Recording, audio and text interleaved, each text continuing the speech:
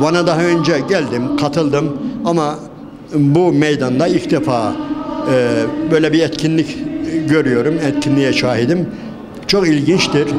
Eğer siz de farkına varmışsanız çok dağınık, çok kalabalıktı ama hepsi bir yerde değildi. Çok güzel bir yeşillik olduğu için herkes yayılmıştı. Yani esas toplu alanın dışında belki toplu alandan çok daha fazla bir kalabalık görebildiğimiz kadarıyla şeydi. Yani dışarılara yayılmıştı. Yani o yeşilliklerin içerisinde insanlar hem piknik yapıyorlardı hem bizi dinliyorlardı. Gerçekten ben görüyordum ve hepsi de dinliyordu. Yani ses ulaşıyor mu diye baktım, kontrol ettim kendim, ulaşıyordu. Yani şu anda şunu demek istiyorum.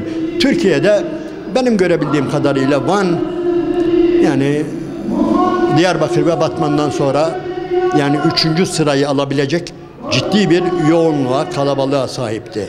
Ve elhamdülillah insanlar diriydi. Yani insanlar canı gönülden dinliyorlardı ve katılıyorlardı. Bu bizim için önemlidir. İnadına görüyorsunuz. Yani biz şunu söylüyoruz. Allah'ın Resulü'nün davasını artık hiç kimse camilere geri sokamayacak. Evlere geri sokamayacak. Bu taşmıştır. Bunu kimse önleyemez. Öyle bir ikisinin yani özür dilerim dırıldadığına bakmayınız. Ne istiyorlar acaba? Bunlar ne istiyorlar? Bilmiyorum. Muhterem izleyenlerim, yani birilerinin aklı erer.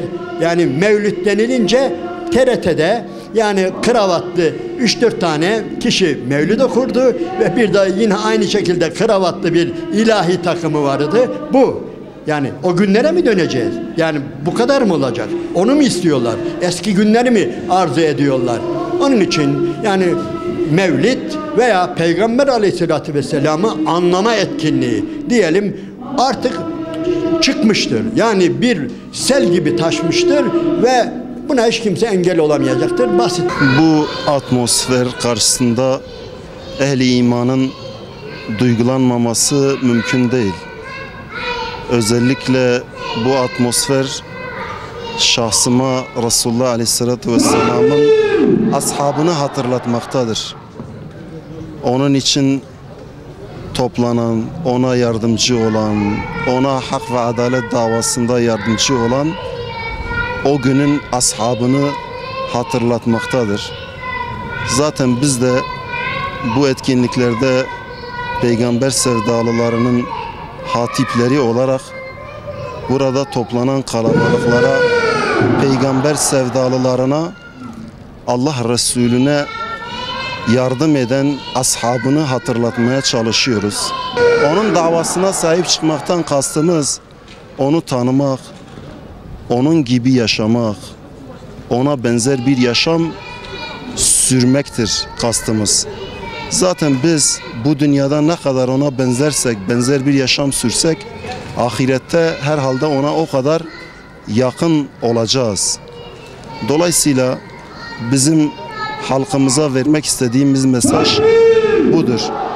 Halkımıza son olarak da şunu diyoruz.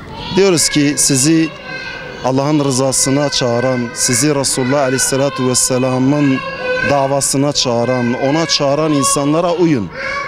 Onlara yardımcı olun. Onları yalnız bırakmayın.